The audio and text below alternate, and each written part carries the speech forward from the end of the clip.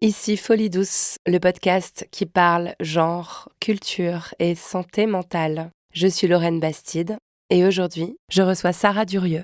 Je pense que c'est ça l'erreur qu'on fait. Souvent, on oppose la violence qu'on reçoit à la douceur qu'on devrait renvoyer. Non, on n'est pas obligé de faire des câlins à des gens qui nous disent qu'on n'a pas le droit d'exister. Je suis fou. Leave Benny alone. Pas la salpêtrière. C'est des cris qui n'ont laissé derrière eux aucune mémoire. Le dialogue, en fait, Calmez-vous. fait avancer le monde. I'm not angry at all. Je me calme si je veux. Je ne suis pas folle, vous savez. Dans Folie Douce, on aborde parfois des sujets difficiles, même si ça sera jamais graphique, promis. Si vous traversez une période compliquée, n'oubliez pas, vous pouvez appeler le 31 14.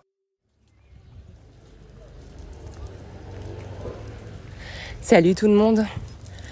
Aujourd'hui dans Folie Douce, je reçois une militante géniale qui s'appelle Sarah Durieux et qui a écrit un livre intitulé « Militer à tout prix » dans lequel elle s'adresse en priorité aux activistes, notamment féministes, antiracistes, écolos, mais dans lequel, je pense, elle donne aussi beaucoup de clés pour éviter le burn-out, l'épuisement, le conflit dans toutes nos interactions sociales.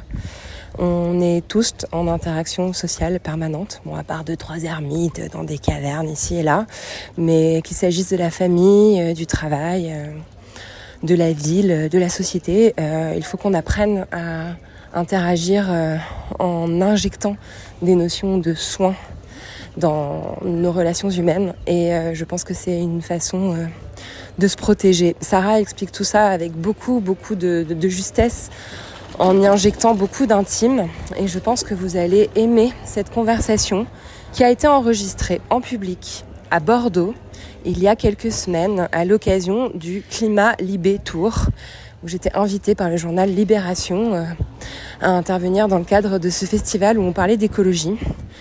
Ça faisait du bien, ça fait toujours du bien d'être IRL et de se retrouver dans une bulle de bienveillance. Il y avait un public dans l'amphithéâtre de l'université de Bordeaux qui était très à l'écoute, très doux, et je crois que ça a vraiment fait l'effet d'une bulle de soins pour Sarah et pour moi. Je dis pour moi parce que j'étais hyper mal ce jour-là,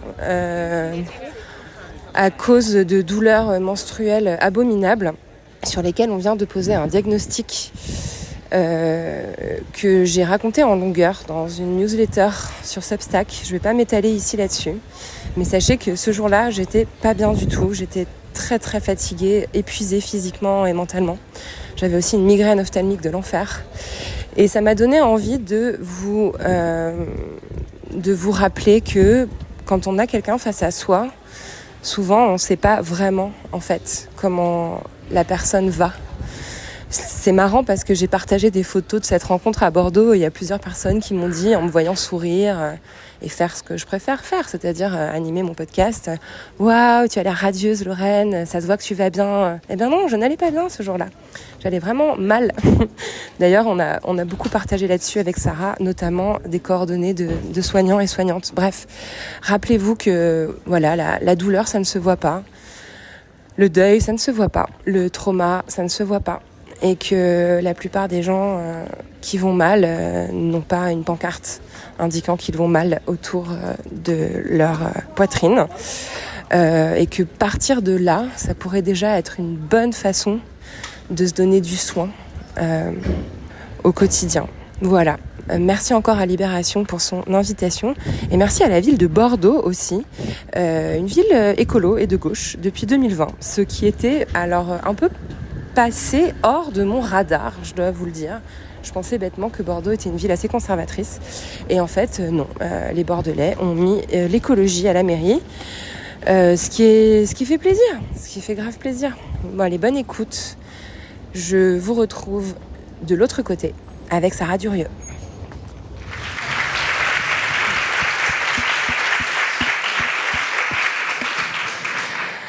Alors Sarah, tu es activiste et essayiste, organisatrice. Tu as dirigé pendant plusieurs années la plateforme de pétition change.org qui permet à chacun, chacune d'essayer de changer le monde à coups de pétition. Tu as participé à de nombreuses campagnes féministes et antiracistes ces dernières années, notamment celle pour l'inscription du droit à l'IVG dans la Constitution. Tu es bien connue dans les milieux militants pour être cette personne hyperactive, enthousiaste, disponible, efficace, qui ne compte ni ses heures, ni son énergie disponible quand il s'agit de pousser nos idées. Je dis nos idées parce que je crois qu'on est entre nous ici.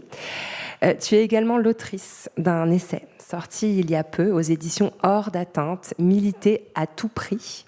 Il y a un point d'interrogation à la fin du titre, car tu poses une question.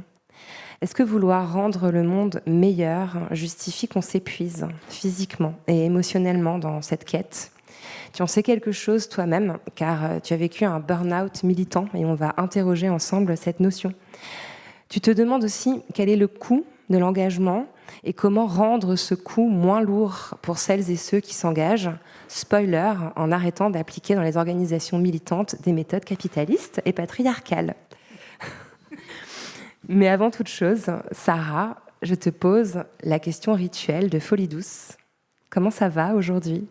Genre vraiment ? Genre vraiment. Merci beaucoup pour l'accueil, Lorraine, et bonjour Bordeaux, merci d'être là.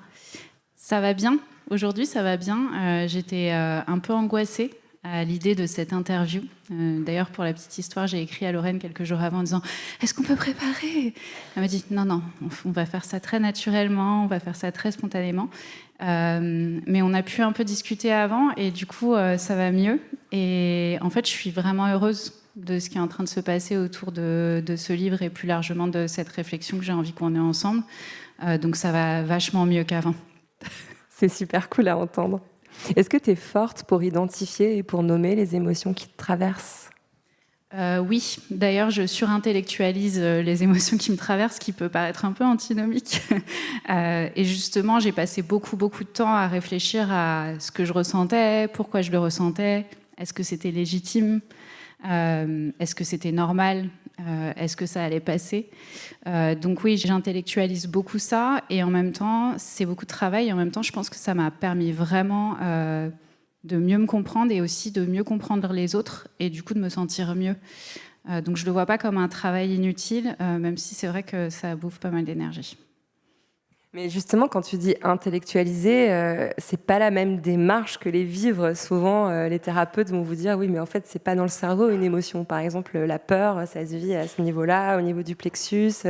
La joie, ça se vit dans le cœur qui s'emballe.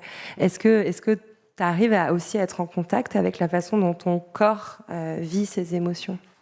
Oui, alors je suis une personne qui pleure énormément, donc moi c'est mon mode d'expression, que ce soit la joie, que ce soit la tristesse, que ce soit la colère, parfois même juste l'émotion. Là, tu vois, quand tu me présentais, je sentais que j'avais un petit... Les cling, cling, cling. J'ai ralenti pour que tu puisses redescendre. Et donc oui, j'ai vraiment ces émotions, moi, qui viennent très vite par les larmes, mais en effet, je pense que ça fait partie du travail que j'ai fait de thérapie, c'est d'essayer de me détacher quand même un petit peu de l'intellectualisation. Et notamment, j'ai vu des thérapeutes qui m'ont dit « Bon, là, vous avez à peu près compris ce qui vous arrive, je pense que c'est bon, vous comprenez vos mécanismes, etc. Là, maintenant, il faut apprendre à vivre avec ces émotions.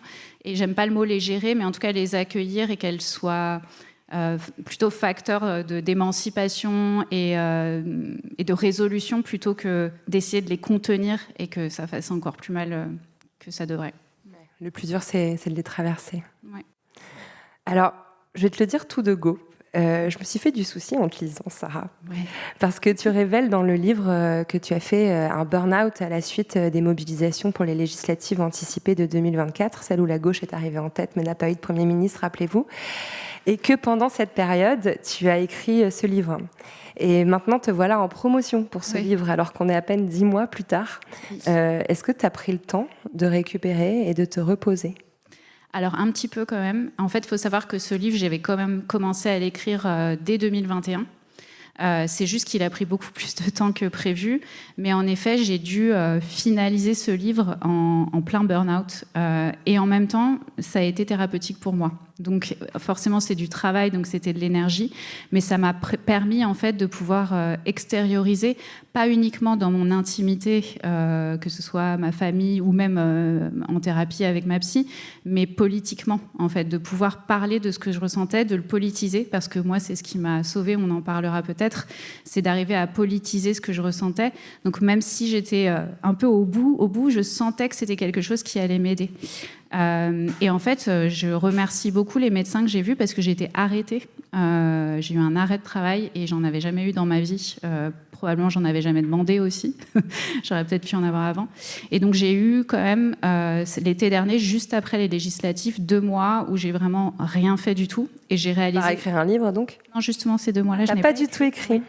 Bravo, alors, ouais. J'ai repris ensuite en septembre. Et en fait, vraiment, ça m'a fait réaliser que...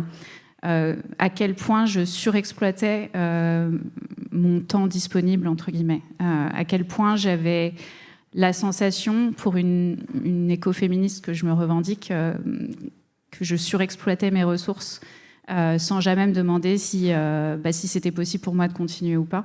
Et du coup, la chute a été assez rude. Et en même temps, la promotion, aujourd'hui, je suis hyper fatiguée, hein, je ne vous cache pas, parce que c'est beaucoup de voyages, etc. Et en même temps, j'ai l'impression que je ne peux plus militer comme je l'ai fait. Et donc, j'ai besoin de passer par cette étape pour pouvoir militer à nouveau. Et donc, je le prends aussi comme quelque chose de thérapeutique, d'une certaine manière. Tu dis vers la fin du livre que finalement, tu avais une forme de colère, de désespoir qui t'habitait à ce moment-là et que ça t'a rassuré d'avoir un espace où le faire atterrir de façon un peu sécurisée entre les pages de ce livre. Oui, et d'ailleurs, dans le processus d'écriture, il y a le moment où on ose écrire pour soi, et après, il y a le moment où on ose se dire que ça va sortir.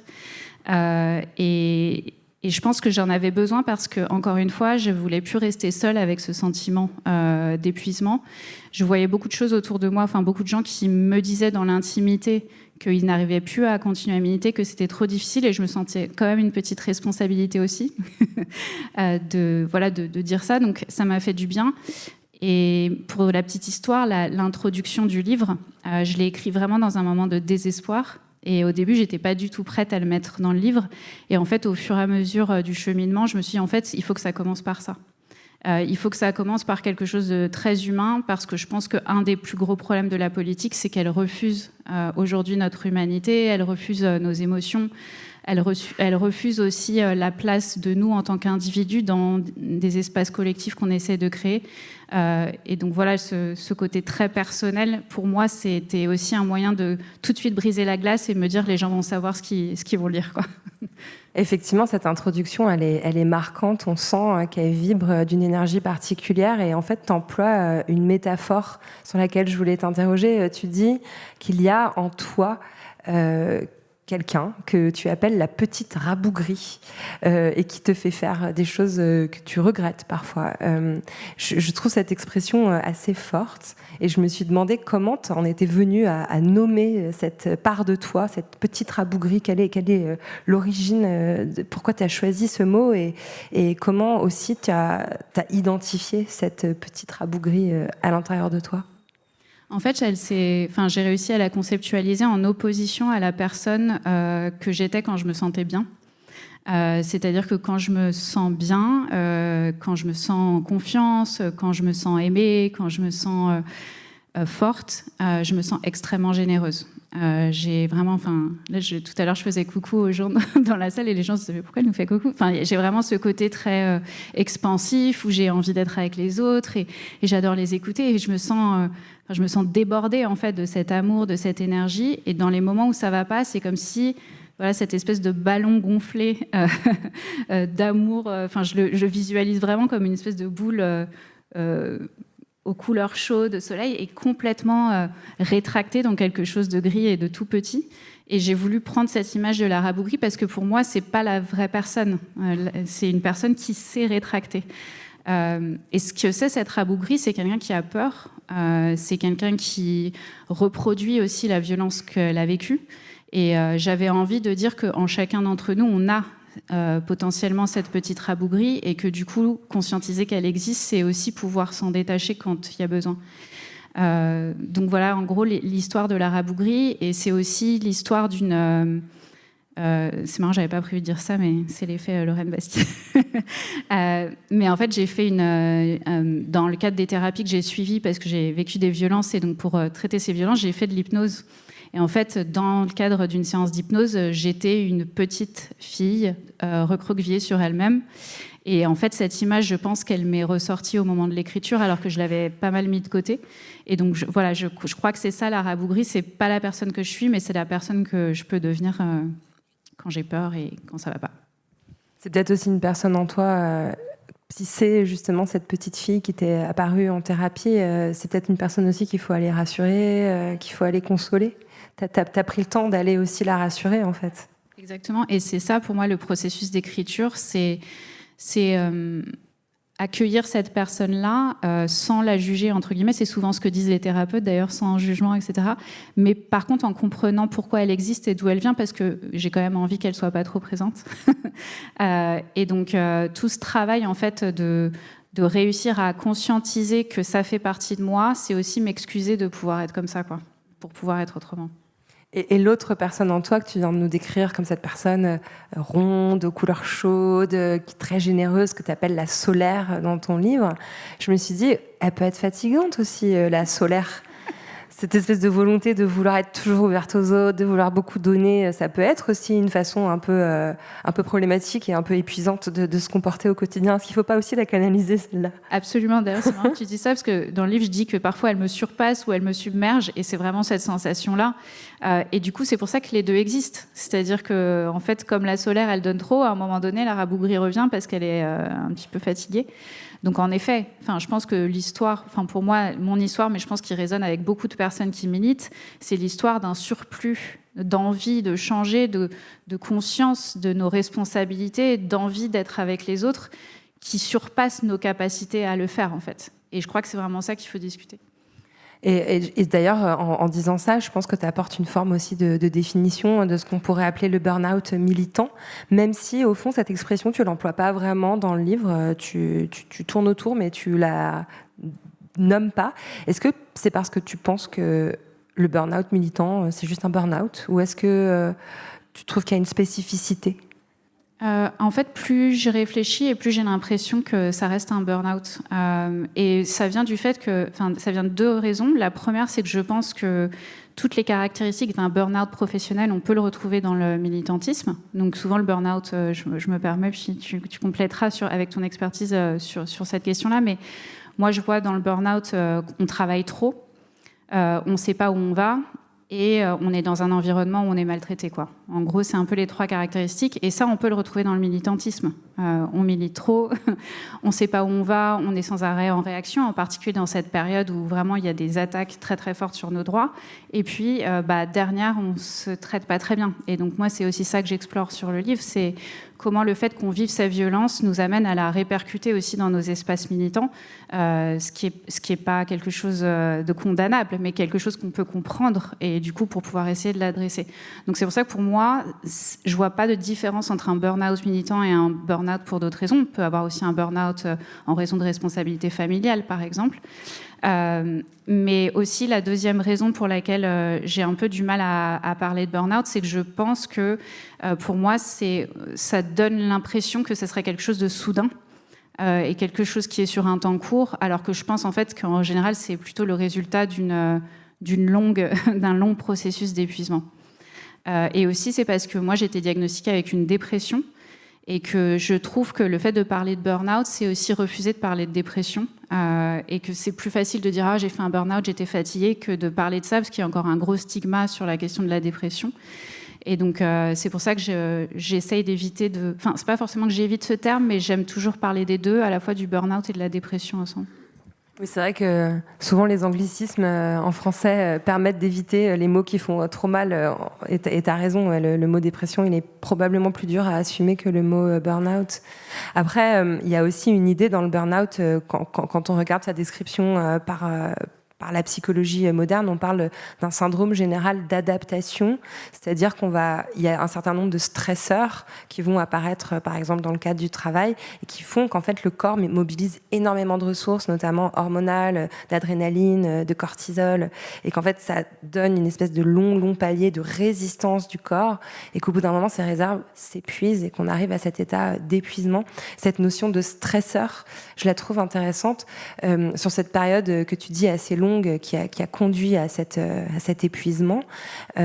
Tu dirais que c'était quoi le ou les stresseurs principaux?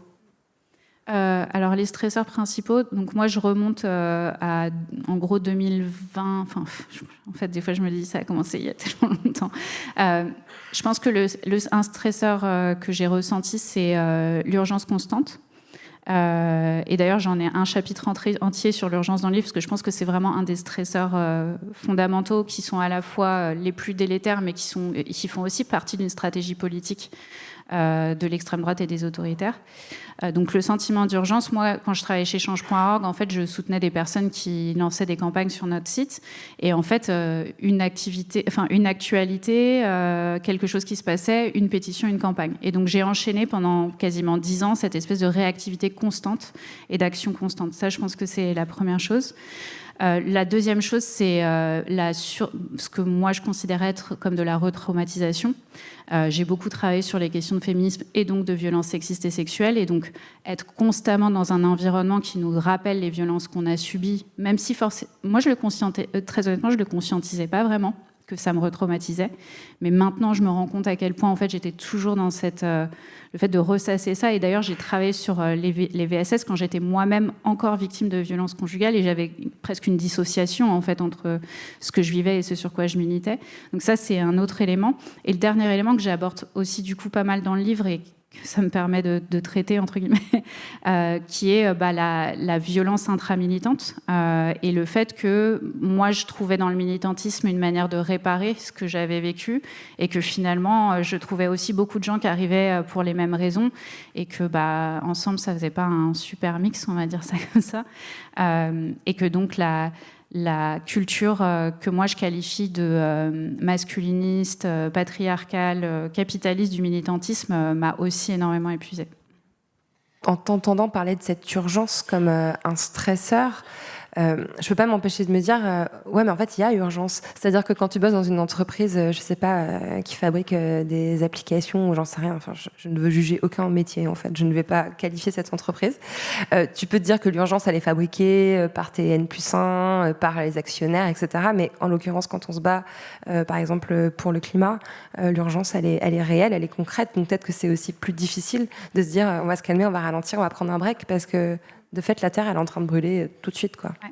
Et justement, la Terre, elle est en train de brûler tout de suite parce qu'on a toujours été dans l'urgence du moment et jamais sur la stratégie sur le long terme. Et c'est ça qui est hyper difficile, c'est qu'aujourd'hui, on arrive à un stade où on se dit, en fait, on est au bout du bout, quoi. Il faut agir maintenant. Mais la réalité, c'est qu'il y a d'autres urgences qui se créent aujourd'hui pour lesquelles on ne prévoit pas l'avenir. Et donc, je crois qu'il faut arriver. Moi, j'utilise une citation de Mariam Kaba, que j'adore, qui est une militante afroféministe, et qui dit, en fait, il faut avoir l'urgence du moment et la patience de 1000 ans. Et je trouve que c'est le meilleur moyen de dire qu'il faut savoir équilibrer nos forces entre ce qui est l'urgence d'aujourd'hui et la nécessaire réaction. Quand il y a des personnes qui sont en train de mourir en mer, il y a une espèce je dirais, d'urgence absolue humaine, mais il y a aussi la patience de 1000 ans de dire qu'est-ce qu'on crée aujourd'hui pour que demain, on n'ait pas à être dans l'urgence. Et je crois qu'aujourd'hui, nos forces militantes, elles sont principalement orientées vers l'urgence du moment, qui est liée aussi, et qui est le résultat, je le répète, d'une stratégie politique d'épuisement, une stratégie de sidération, en fait, le fait de prendre autant de décisions politiques qui nous heurtent, qui nous blessent, mais aussi de faire des déclarations. Je pense qu'il y a aussi la différence entre les choix politiques et les déclarations politiques. Est-ce qu'on doit réagir à tout ? Si on réagit à tout, est-ce que ça sert notre stratégie ou pas ? Est-ce que ça juste épuise nos ressources ? Et c'est pour ça que je parle beaucoup de stratégie dans le livre, même si je parle beaucoup d'émotions, parce que je crois que la stratégie, c'est aussi un outil fondamental pour prendre soin de notre santé mentale. C'est vrai qu'il y a cette espèce de mécanisme dans lequel, moi, en tant que personne qui a été assez active sur les réseaux sociaux et assez engagée politiquement, voilà, il y a tous les jours une petite phrase abominable, transphobe, sexiste, raciste, à laquelle tu as envie de faire « mais what ? Mais ça suffit !» etc. Mais en fait, effectivement, ça épuise tes ressources. Mais comment faire quand en face, ça c'est une stratégie guerrière, c'est-à-dire qu'on a un camp face à nous qui bombarde et qui donc adopte des méthodes extrêmement vindicatives, extrêmement performatives, extrêmement violentes. Est-ce que c'est possible de réagir par le calme et par la douceur à une stratégie aussi militaire en fait ? C'est possible entre nous. Ouais. Je pense que c'est ça l'erreur qu'on fait. Souvent, on oppose la violence qu'on reçoit à la douceur qu'on devrait renvoyer. Non, on n'est pas obligé de faire des câlins à des gens qui nous disent qu'on n'a pas le droit d'exister.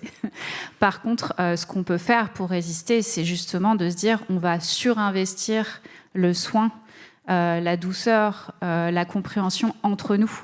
Et ça, c'est quelque chose pour moi qui est assez fondamental. Et d'ailleurs, dans la plupart des réflexions sur l'antifascisme, il y a la question de la solidarité, il y a la question de l'amour comme justement rempart contre la fascisation qui peut aussi nous contaminer. Et moi, j'aime bien parler de ça aussi, parce que vous verrez dans le livre, je parle beaucoup de moi et je fais mon autocritique, mais parce que je pense qu'il est très difficile de lutter contre quelque chose si on ne se pose pas la question de à quel moment ça existe chez nous. Si je peux schématiser. Donc la fascisation, elle peut aussi nous contaminer. La violence, elle peut aussi nous contaminer. Je pense qu'il y a une réalité en ce moment, c'est que le niveau de violence qu'on reçoit nécessite un surinvestissement du soin pour qu'on ne répercute pas cette violence sur les gens autour de nous, en particulier des personnes qui aussi vont vivre en fait ces discriminations, ces violences qu'on subit, et tu parlais des phrases transphobe, etc. Peut-être que c'est plus intéressant, plutôt que de réagir à la phase transphobe pour donner encore plus de temps médiatique à cette phrase, d'aller voir ces adelphes trans et de voir comment ces personnes vont et comment est-ce qu'on peut les soutenir et comment est-ce qu'on peut créer aussi des moments de joie. Et il y avait MC Danse pour le climat qui racontait comment la musique, la danse, la joie, c'est aussi des moyens de résistance. Donc je pense que c'est ça qu'il faut investir. C'est un conseil très concret et vraiment ton livre en fourmille. J'ai pas envie qu'on spoile trop le livre pendant notre conversation parce que, ce qui est fabuleux et on sent que tu as énormément travaillé, c'est que tu pointes des problèmes, ça donne envie de s'arracher les cheveux, de te dire mais comment on va faire ? Et à la fin de chaque chapitre, tu proposes à chaque fois des solutions. Tu as été consulté énormément de militants qui réfléchissent à ces questions de soins. Je pense notamment à l'association La Lab qui met tout ça en place et vraiment j'invite à aller consulter ton livre pour trouver tout un tas d'astuces comme ça. Plutôt que de relayer la phrase transphobe, aller donner de l'amour aux personnes concernées. Alors, tu viens de nous le dire, tu parles de toi dans ce livre, tu as distillé de l'intime, tu parles notamment de ton enfance et quelques pages qui m'ont émue sur la façon dont tu as été éduquée dans l'écoute et dans l'expression de tes émotions. Est-ce que tu étais une enfant qui allait bien ? Tout le monde me disait que j'étais une enfant très facile. Ce qui n'est pas forcément un signe de bien aller, je crois. Maintenant, avec le recul et le travail que j'ai fait, je le comprends. J'étais très discrète, très taiseuse, très timide. J'avais des excellentes notes à l'école. Et ouais, j'étais plutôt la petite fille modèle. Ouais. Et j'adorais être avec les petites filles pas modèles. Ah, tu traînais avec les rebelles. Avec les rebelles. Ouais. Ça, je me reconnais un peu. Ouais. Alors, tu racontes aussi, tu parles à demi-mot de ce contexte familial difficile. Ta maman elle a été victime de violences conjugales, je crois. Comment la petite fille de l'adolescence que tu as été a géré cette violence ? Peut-être à l'époque, émotionnellement, qu'est-ce qu'elle ressentait ? Et puis peut-être aussi aujourd'hui, avec le recul de l'adulte, qui a une nouvelle lecture sur tout ça. Ouais. À l'époque, je pense que j'étais vraiment dans une stratégie de protection, c'est-à-dire que j'ai très peu de souvenirs, par exemple, de mon enfance et de mon adolescence. Donc, je pense que j'étais vraiment dans quelque chose où, par exemple, j'ai encore je ne sais pas si c'est un défaut d'ailleurs, ou juste un mécanisme de protection, c'est qu'on peut, si je pense à quelque chose, on peut me parler et je ne vais pas t'entendre. Tu vois, si je me... La dissociation. La dissociation. Merci pour le terme exact. Donc ça, c'est plutôt mon expérience de mon enfance et de ma jeunesse, c'est plutôt cette dissociation. J'ai quelques souvenirs forcément de moments de violence, etc., qui me restent, mais comme des flashs. Et je pense que j'ai été plutôt dans le déni. Et en fait, ce qui est aussi important, c'est que j'étais aussi dans un environnement qui était dans le déni. C'est-à-dire que la stratégie de défense de ma maman, ça a été aussi d'absorber cette violence et de serrer les dents, entre guillemets, pendant de nombreuses années avant de divorcer pour pouvoir tenir. Donc forcément, quand on est dans un environnement qui, parfois pour des raisons de survie, simplement tait ces violences, et ben en fait on s'adapte et voilà, on est dans une forme de déni.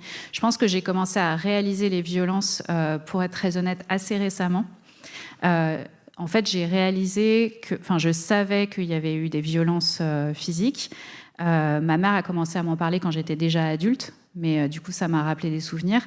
Et en fait, ce qui est fou pour moi, c'est que j'ai toujours considéré que c'était normal. Alors, qu'est-ce que je veux dire par normal ? C'est que je me suis toujours dit, il y a de la violence dans toutes les familles. Moi, c'était pas si grave. Finalement, ça allait, etc. Et justement, quand j'ai fait mon burn-out l'été dernier, j'ai été voir une psychiatre pour la première fois, parce que j'avais toujours été voir des thérapeutes, j'ai été voir une psychiatre. Parce que sinon, c'est pas remboursé par la sécurité sociale. Je me permets de glisser ça. Et en fait, cette psychiatre m'a fait un peu raconter en fait toute l'histoire de mon enfance en détail et forcément m'a posé des questions très précises. Est-ce qu'il y avait des portes qui claquaient ? Est-ce qu'il y avait des choses qui étaient cassées ? Etc., etc. Et du coup, le fait de passer ce temps avec cette psychiatre, j'ai réalisé, pas seulement dans mon enfance, mais ensuite dans ma vie d'adolescente, puis ma vie de jeune adulte, puis ma vie de femme, la multiplicité des violences que j'ai vécues et que j'ai complètement... on ne peut pas dire... que j'ai considéré que ce n'était pas si grave que ça, en fait. Et je pense qu'il y a quelque chose par rapport au militantisme, justement, qui a joué là-dessus. C'est-à-dire que ça m'a permis de conscientiser au moment où moi, j'étais dans un couple qui était aussi un couple violent, que j'étais dans une situation anormale. Et en même temps, je travaillais sur les questions de féminicide, je travaillais sur des cas de violence extrêmement graves. Et moi, j'ai vécu surtout de la violence psychologique. Et donc, je pense que j'ai opéré une forme de gradation en me disant, ce que j'ai vécu, ça, c'est pas si grave. Mais le fait de refaire tout ce chemin avec cette psychiatre et de réaliser tout ça, finalement, ça fait peut-être une petite année que je réalise la gravité au sens de l'impact que ça a eu sur moi, ces violences que j'ai vécues. Merci de partager ça avec nous. Je suis un peu émue, donc j'essaie de faire redescendre de mon côté ce qui monte. Mais il y a aussi une dimension extrêmement genrée, en fait, dans cette façon de normaliser, par exemple, la douleur. C'est quelque chose qu'on entend beaucoup. Par exemple, l'endométriose qui cause des douleurs abominables. Pendant des années, les femmes se disent « oui, mais c'est normal d'avoir mal, j'ai mes règles ». Ou un certain nombre de violences médicales, ou etc. On se dit « oui, mais c'est normal, c'est un médecin, etc. etc. » Voilà, ça rend féministe de t'écouter. Et je sais combien tu l'es. Ouais, et d'ailleurs, on a toujours ce truc de pourquoi est-ce qu'on s'engage. Et je pense qu'il y a des personnes pour qui c'est très très clair, parce que justement, je pense que le traumatisme, je pense par exemple des gens qui sont victimes de racisme au quotidien et qui vivent des violences racistes, n'ont pas forcément la même expérience qu'une personne qui a vécu, par exemple, des violences intrafamiliales dans leur enfance, où on a une capacité à couper complètement. Quand c'est d'actualité, entre guillemets, je pense qu'on va plus faire le lien entre nos engagements et ce qu'on vit.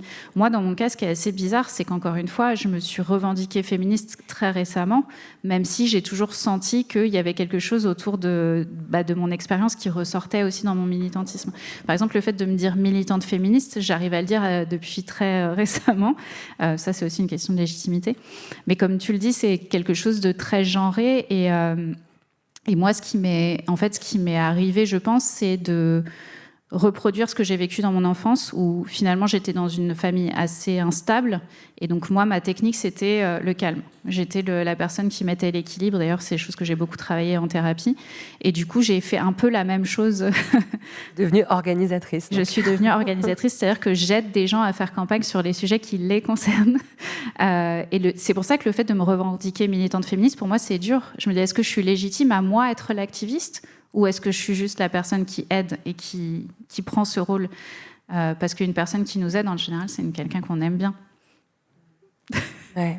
Après, tu dis que c'est bizarre, mais c'est quelque chose que j'ai vraiment très souvent entendu chez mes invités, et même que je reconnais en moi. C'est-à-dire qu'en fait, on embrasse une cause et on met un certain nombre d'années à se rendre compte que cette cause, on l'a embrassée parce qu'on est directement concerné par ce contre quoi on lutte, quoi.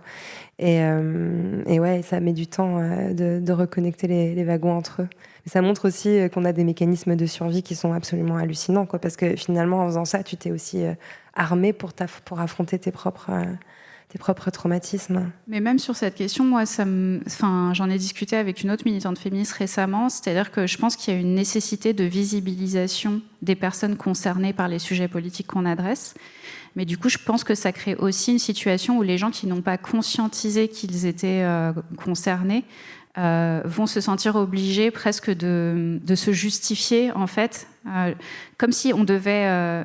cette militante à qui je parlais disait que, bon, elle, c'est une militante LGBT, et elle voulait pas forcément dire qu'elle était lesbienne pour militer dans les mouvements LGBT. Et du coup, elle m'a dit, j'ai eu l'impression qu'on m'a forcé à un coming out pour être légitime dans le militantisme. Et du coup, je me pose vachement la question en ce moment de... comment est-ce qu'on fait ce travail absolument nécessaire de visibilisation de personnes concernées dans le militantisme sans forcer les gens à se définir quand ils et elles ne sont pas forcément sûrs de se définir d'une certaine manière ou pas envie de le faire, en fait. Ouais. D'ailleurs, tu as ce passage vraiment très intéressant. C'est hyper carré, la façon dont tu présentes les choses. Genre comment, par exemple, bien choisir... un ou une porte-parole dans un mouvement. Certes, le fait que cette personne soit concernée par le message politique du mouvement, c'est important, mais aussi, est-ce que cette personne, elle est suffisamment rétablie, suffisamment apte, suffisamment en confiance avec elle-même pour affronter les médias, pour affronter la confrontation permanente à son traumatisme?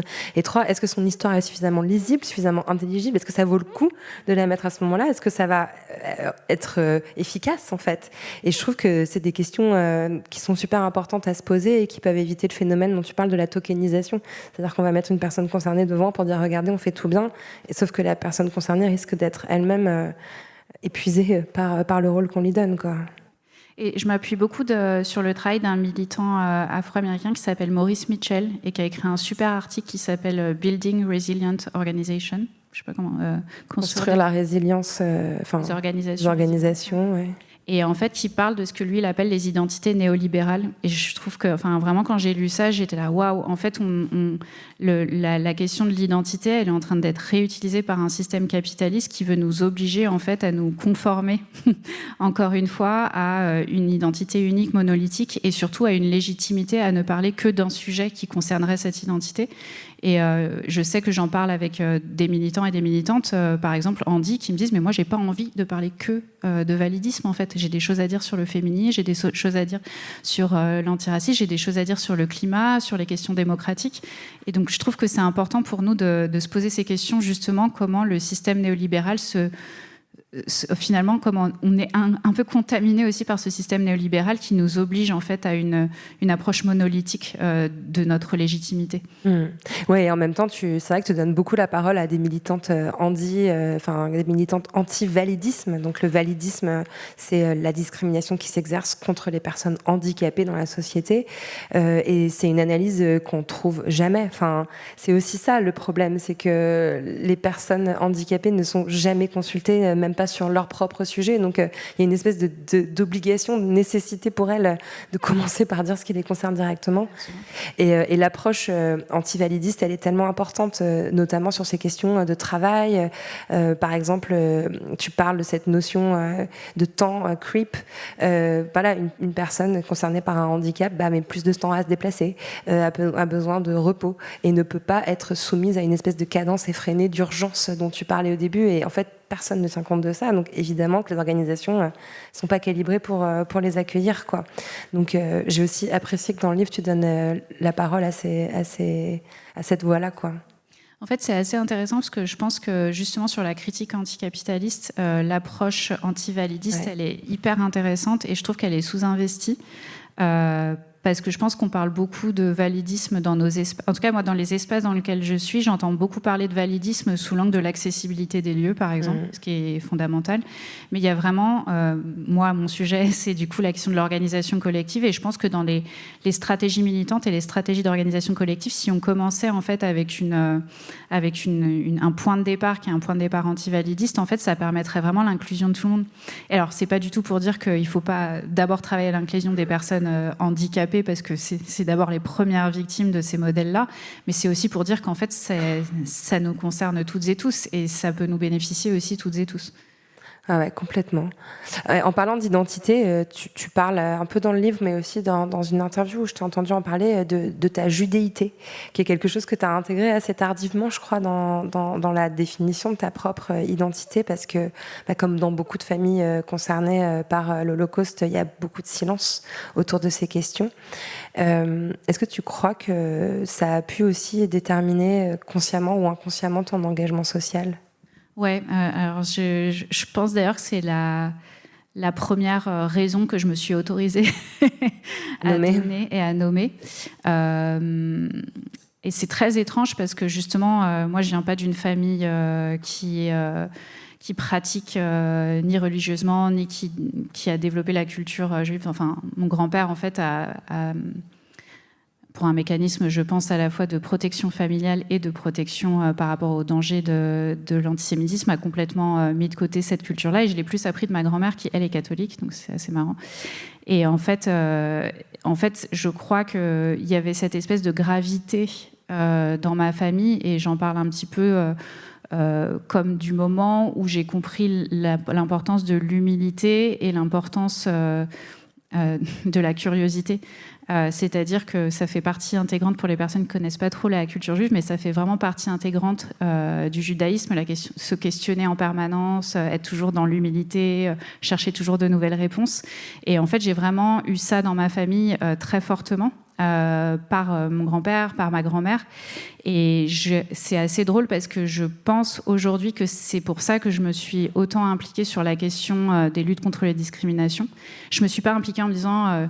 mon grand-père était juif, il faut que je lutte contre les violences racistes. En fait, j'avais vraiment ce truc chevillé de la question de la curiosité, de l'inclusion, entre guillemets, même si j'ai un peu du mal avec ce mot, mais de toujours se questionner sur c'est quoi mon point de vue, pourquoi je pense ça, et que pense l'autre personne, et pourquoi elle pense ces choses-là. Donc ouais, ça a fait partie des choses. Et puis très récemment, en fait, il se trouve que j'ai renoué avec cette judéité aussi dans un contexte particulier, avec ce qui se passe à Gaza, avec ce qui se passe en Israël et plus largement en Palestine. Et je crois que ça a fait partie de mes grandes douleurs, finalement, de conscientiser mon rapport à cette culture par quelque chose aussi dramatique. Il se trouve que j'étais sur place jusqu'au 6 octobre au soir. Donc, j'en parle pas trop publiquement. Mais que du coup, je pense que ça... Vous savez, moi, j'ai envie de pleurer.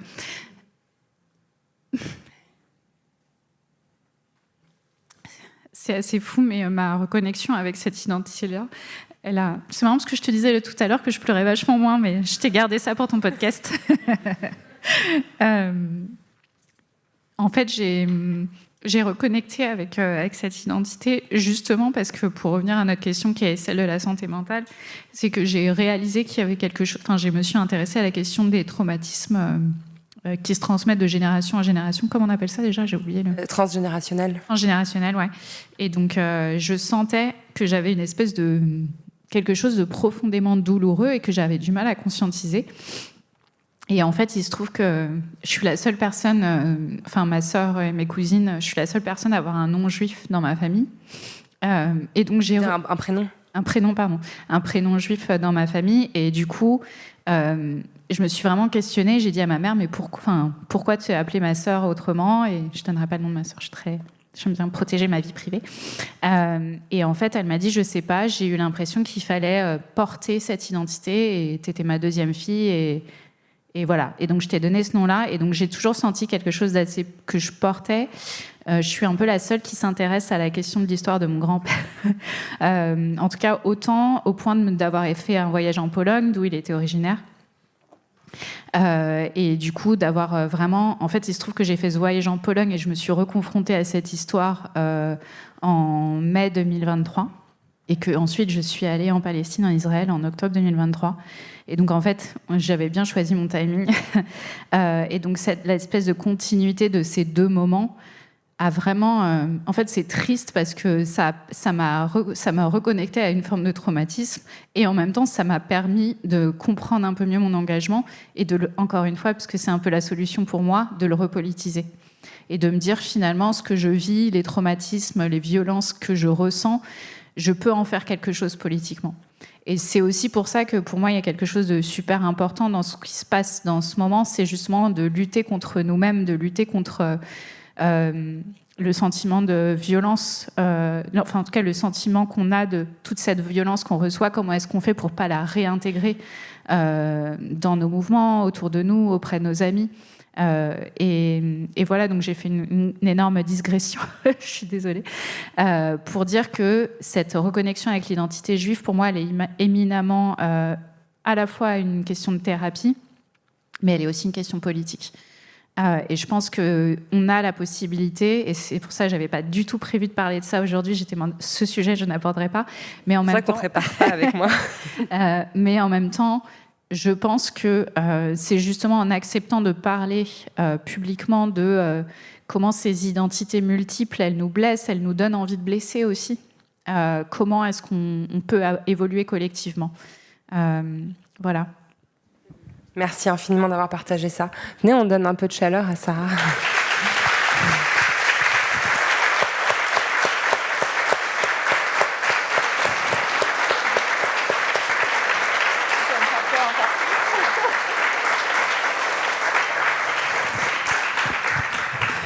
Bah, tu dis que tu digresses et en même temps, tu es pile dans la question que je voulais te poser ensuite et on va réintellectualiser tout ça, reprendre une belle distance idéologique bien froide sur cette question. En fait, dans ton livre, tu poses la question du traumatisme et dans quelle mesure les blessures traumatiques peuvent à la fois motiver et impacter la pratique militante. Enfin, c'est un peu ce qu'on dit depuis le début de notre conversation. Et en te lisant, alors tu la cites d'ailleurs à la fin du livre, j'ai beaucoup pensé à Sarah Schulman, qui est une activiste américaine qui a écrit un livre qui s'appelle « Le conflit n'est pas une agression », qui pour moi a été vraiment une révélation. J'ai eu la chance de la recevoir dans La Poudre. J'invite les personnes qui ont... voilà, c'est le podcast que j'animais avant, pour ceux qui ne connaissent pas, et à l'écouter. Et en fait, elle met le doigt sur quelque chose qui fait un peu exploser le cerveau. C'est que finalement, une personne qui souffre de stress post-traumatique peut avoir, dans cette espèce d'hypervigilance, de peur absolue d'être à nouveau blessée, des réactions violentes qui peuvent ressembler à des réactions de personnes dominantes. Et ça, c'est assez troublant de le lire et en même temps, c'est démontré avec une force et une limpidité. En plus, c'est quelqu'un qui a été engagé dans les mouvements des personnes atteintes du sida, dans les mouvements pour la Palestine, qui sait vraiment de quoi elle parle. Et voilà, tu la cites, donc je pense que ma question est un peu rhétorique, mais est-ce que tu rejoins son analyse ? Et en fait, je pense que c'est vraiment important pour moi qu'on se pose ces questions de comment on peut être nous-mêmes vecteurs de la violence, même si on se bat contre... Je sais que ça paraît fou, en fait, mais je crois vraiment qu'on en est capable, parce que moi, je l'ai vu, parce que moi, je l'ai pratiqué aussi. Je parle dans le livre, notamment, de la manière où j'ai pu vouloir accaparer les choses pour me sentir en confiance, pour me sentir rassurée. Et donc, en fait, on a besoin... on ne peut pas se revendiquer... féministe ou antiraciste sans se poser la question de nos propres biais. Enfin, c'est évident ce que je dis, mais c'est pas facile en fait, parce qu'on est dans une bataille contre des personnes qui, elles, veulent refuser notre droit à exister.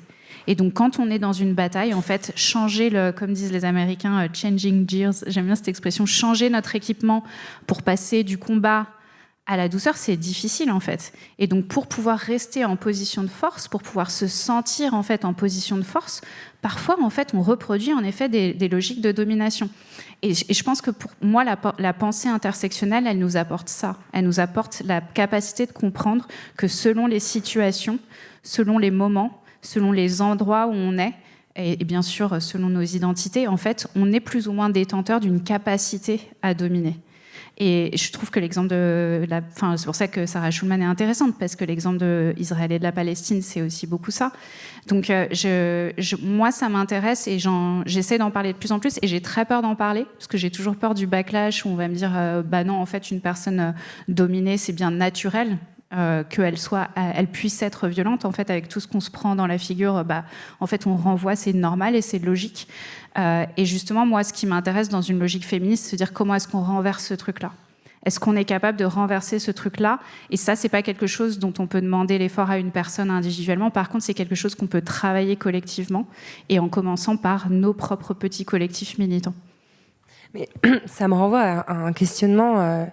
Je pense qu'il revient assez souvent dans Folie douce depuis qu'on réfléchit à ces questions, et puis même sur le plan personnel que je me pose parfois. D'un seul coup, t'exploses de colère, t'es une meuf, tu viens de te prendre une remarque sexiste et t'exploses de colère. T'as un comportement d'un seul coup déplacé, trop impulsif, trop excessif, après t'es honteuse d'avoir réagi comme ça, etc. Et le temps que ça peut prendre de démêler, est-ce que j'ai eu raison ?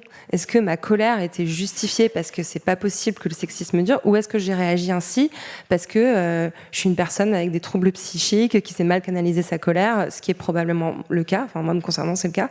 Et donc à quel moment, à quel endroit en fait on place la limite entre une réaction violente légitime et une réaction violente qui est en fait pathologique ou problématique, quoi. Franchement, j'aurais du mal à répondre, mais je pense que la réaction violente, elle est toujours légitime. Pour moi, c'est pas la question de la légitimité, mais c'est plus la question de comment est-ce qu'elle est accueillie et comment est-ce qu'elle sert des objectifs collectifs politiques. Moi, j'aime bien prendre l'exemple de, tu vois, si t'as beaucoup d'énergie, j'essaie toujours de trouver des métaphores, mais des fois je me plante. Tu vois, t'as beaucoup d'énergie. Un iPhone bien chargé. Ouais, voilà. C'est bien comme métaphore ou pas du tout? Ouais. Parce que je prends avec mes gosses, moi, mais ça marche pas. Je sais, je vais prendre l'exemple de Dragon Ball Z, parce que je prends ça des fois quand je fais des formations, je dis aux gens, en fait, faire campagne, c'est comme Dragon Ball Z. En fait, il a le moment où il est hyper vénère et donc il y a toute l'énergie autour de lui. Vous voyez l'image où il y a toute cette espèce de ces flammes autour de lui. Et après, il y a le moment où il fait la boule. Et quand il fait la méga boule et qu'il l'envoie sur l'ennemi, là, c'est beaucoup plus efficace que le moment où il y a juste du feu autour de lui. Canaliser. Exactement. Donc pour moi, c'est pas refuser la colère, c'est se dire comment on utilise cette colère pour en faire quelque chose d'efficace politiquement. Je vois que les gens rigolent avec mon truc de Dragon Ball Z. Je pense que tout le monde a l'image. Elle est bien, cette image. Et approbation dans le public. Et en fait, pour moi, la colère, elle est toujours légitime, en particulier quand on a envie. Mais la question, c'est comment est-ce qu'on peut la rendre efficace et utile politiquement ?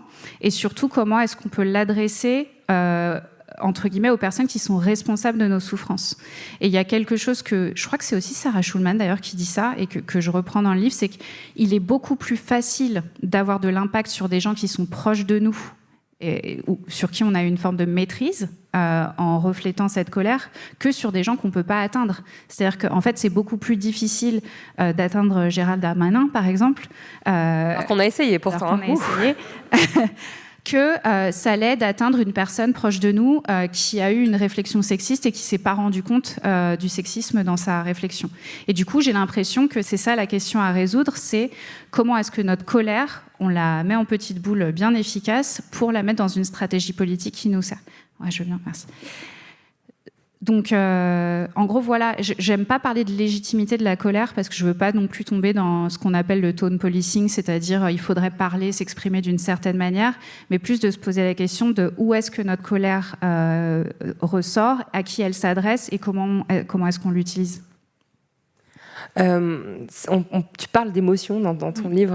Enfin, là, on vient de faire un bon gros chapitre sur la colère et merci pour cette métaphore. Tu expliques en fait, c'est vraiment le chapitre que j'ai préféré parce qu'il est vraiment très féministe en fait, très appuyé sur la réflexion aussi autour du care et de l'écoféminisme.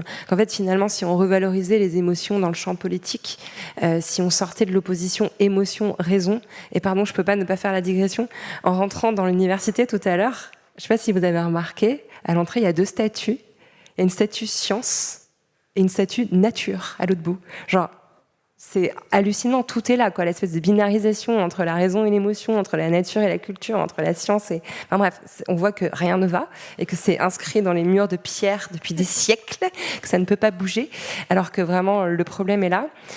Donc cette histoire d'émotion est hyper importante dans ton bouquin, c'était mon chapitre, bref. Et j'ai envie qu'on parle de joie.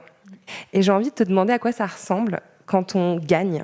Parce que parfois on gagne. Ouais. Et par exemple, l'inscription de l'IVG, du droit à l'avortement dans la Constitution française, ça a été... Enfin, je sais que pour moi, j'ai des frissons, tiens. Ça, la joie féministe. Ouais. Qu'est-ce que tu as ressenti, toi, qui as participé activement à cette campagne, concrètement, quand ça a marché, quoi ?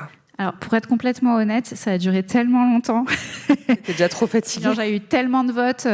Pour changer la Constitution, c'est compliqué. Il faut passer des textes identiques à l'Assemblée nationale et au Sénat. Après, il faut qu'il y ait soit un référendum qui soit appelé s'il s'agit d'une initiative qui vient des parlementaires, donc si c'est une proposition de loi. Donc nous, on est passé par la phase proposition de loi, et puis ça marchait pas parce qu'on voulait pas un référendum, et du coup, il fallait qu'en fait, ça soit demandé par Emmanuel Macron. Donc on est passé par la phase projet de loi, qui a été proposé par le gouvernement et qui est finalement passé, etc. Bref. Donc si tu veux, désolée, je digresse de ta question de la joie, mais il y avait un peu un truc de genre combien de votes on a fait. Cela dit, moi, le moment vraiment que je retiens, qui a été pour moi fantastique, c'est le moment du vote au Congrès, donc le moment où les parlementaires, les députés et les sénateurs se retrouvent dans cette salle un peu magnifique et très, très protocolaire pour changer la Constitution. Il y a quelque chose de très, très solennel. Et où en fait on était sur le parvis au parvis des droits de l'homme, et en fait il y avait une immense foule, et le moment où ça a été voté, on a tous hurlé, tout le monde se prenait dans les bras, et il y avait du fumigène violet, et il y avait un truc de lâchage total. Et je trouve que c'est ça, souvent dans les espaces féministes, on prend pas le temps de célébrer. Alors bien sûr qu'on sait qu'on n'a pas tout résolu, notamment l'écriture, elle n'est pas exactement ce qu'on voulait. On a envoyé un signal énorme aux anti-choix, aux anti-droits, aux autoritaires, à l'extrême droite, de dire on gagne des trucs, et on est content quand on gagne des trucs, et regardez-nous à la télévision, regardez-nous gagner des choses.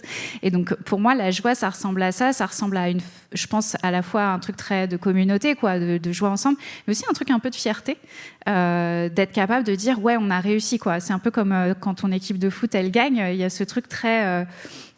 qui mélange fierté et joie et accomplissement. Pour moi, c'est ça. Mais après, je trouve aussi de la joie, pas uniquement dans les victoires. Par exemple, moi, j'ai travaillé sur des campagnes qui n'ont pas toujours abouti, et la déception, elle est hyper grande. Mais par contre, quand tu prends un pot avec les amies militantes, c'est quand même souvent des meufs, des amies militantes avec qui t'as milité, et tu vois le truc de dire ah, c'est cool quand même ce qu'on a fait, on a quand même fait des trucs bien, on a avancé, le fait d'être ensemble, et même une forme de joie dans le fait de se dire bah même si on perd, on est ensemble, et il y a quelque chose de très beau, quoi, de très collectif. Donc moi, je suis très lyrique sur les joies militantes. Peut-être je vais écrire des poèmes, j'en sais rien. Je pense qu'il y en a beaucoup, et qu'il faut qu'on apprenne à les accueillir, et pas tout de suite repartir sur le pont et chercher la prochaine bataille qu'on va mener, quoi. Merci de l'avoir fait. En parlant de ces grands moments de rassemblement qui font du bien, j'ai pas pu m'empêcher de remarquer qu'en fait, toi, tu as dirigé, donc tu étais directrice générale de Change.org entre 2018 et 2021. Et pour moi, c'est vraiment 5 ans qui étaient une espèce de climax du militantisme. Il y avait le mouvement pour la réforme des retraites, les Gilets jaunes, qui sont 2 mouvements qui sont nés d'ailleurs de pétitions. On salue Priscilla Ludowski qui avait lancé la pétition qui a déclenché le mouvement des Gilets jaunes. C'était aussi les années de la Women's March, de Nous Toutes, et ça a atteint un espèce de point d'orgue au moment de Black Lives Matter et toutes les marches antiracistes de 2020.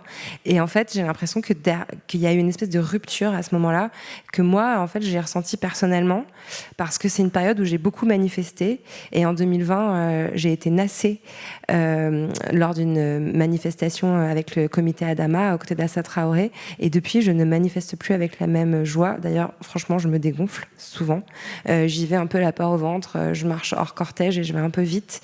Est-ce que tu as l'impression qu'on est passé à un moment différent ? Est-ce que tu as une forme de nostalgie, pour rester dans le domaine émotionnel, de cette période où on avait l'impression que nos luttes avaient encore leur place dans les rues ?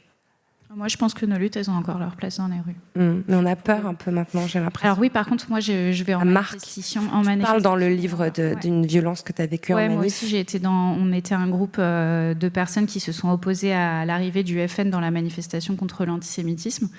Et je me suis fait nasser, je me suis fait pousser par terre par un mec qui nous traitait de fachos, ce qui était quand même assez marrant venant de militants du FN. Et en fait, ce qui est assez fou, c'est que j'ai été extrêmement traumatisée par ce truc-là. Moi, je vais pas en général, je fais pas trop d'actions où je peux être soumise à de la violence. Je manifeste, mais par exemple, j'ai jamais fait des désobéissances civiles et choses comme ça. Donc, c'était un peu ma première expérience de cette violence. Aussi, en tant que femme blanche, j'ai moins de risques entre guillemets de me faire violenter dans une manifestation. Mais je trouve que les choses changent et on le voit en fait dans les manifestations féministes. Aujourd'hui, il y a aussi beaucoup de répression policière. C'est pas que je suis... En fait, je pense qu'il y a deux mouvements qui se passent en même temps. Pour moi, on est dans l'ère des antagonismes. C'est-à-dire qu'il y a beaucoup, beaucoup de violence et en même temps, il y a aussi une joie militante retrouvée. C'est assez bizarre que on parle de joie militante aujourd'hui. Je reparle encore de MC puisqu'elle était avec nous tout à l'heure. On voit des soirées où on milite en dansant.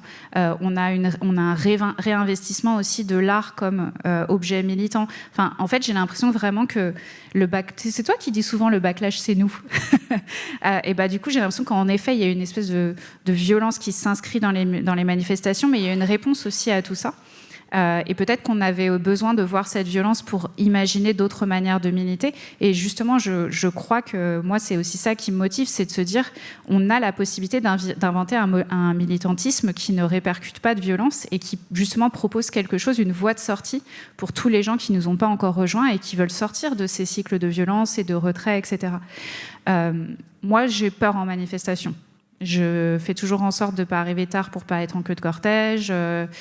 Même des fois, quand tu es au milieu du cortège, tu vois des choses où tu te sens pas à l'aise. Et je pense que c'est à nous, féministes, de tenir la ligne de la non-violence. Moi, je suis foncièrement non-violente et je crois vraiment que c'est un principe féministe et qu'on a beaucoup débattu là-dessus ces temps-ci sur la légitimité de la violence, etc. Et encore une fois, pour moi, il y a la question de la légitimité, il y a la question de l'efficacité et il y a les questions aussi de l'éthique politique. Et du coup, ces trois choses sont trois questions différentes qu'on peut aborder différemment sur la question de la non-violence.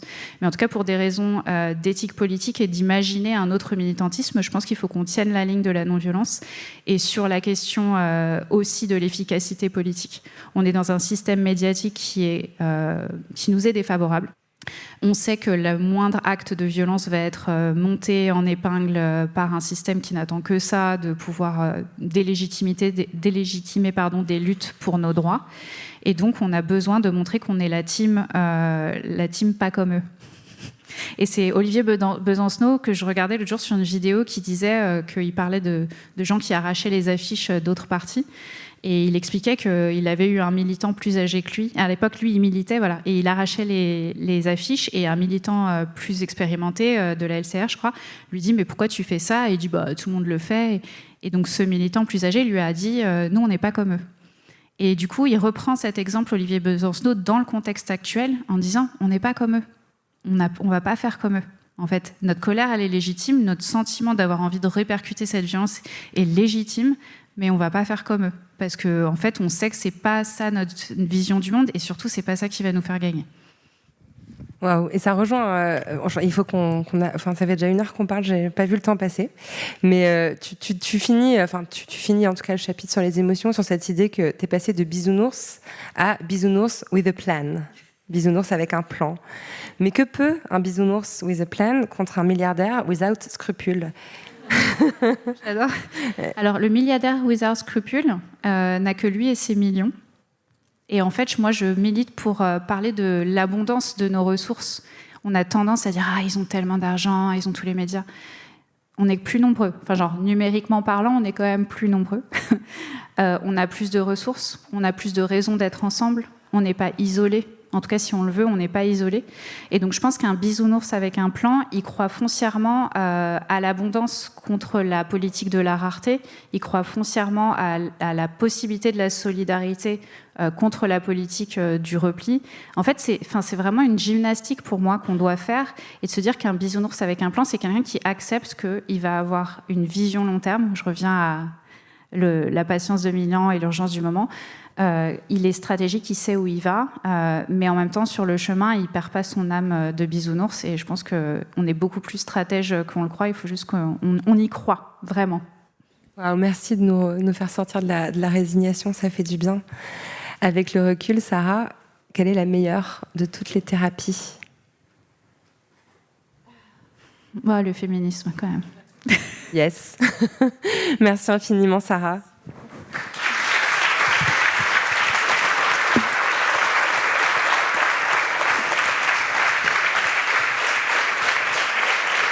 Merci beaucoup.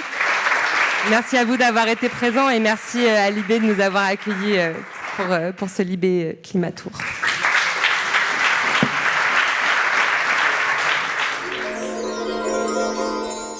Merci à Sarah Durieux pour son passage dans Folie Douce.